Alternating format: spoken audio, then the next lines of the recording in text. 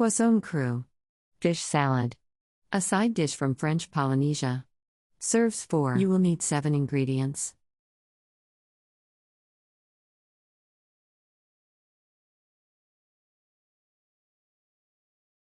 Step 1. Remove the skin and bones from the fish and cut into bite-sized chunks.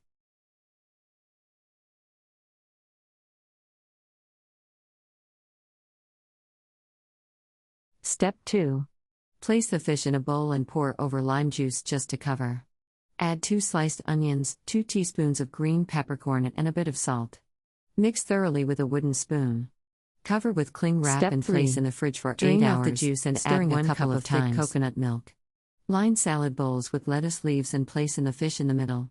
Garnish with chopped chives. Country Reports, Culture, Countries, Travel.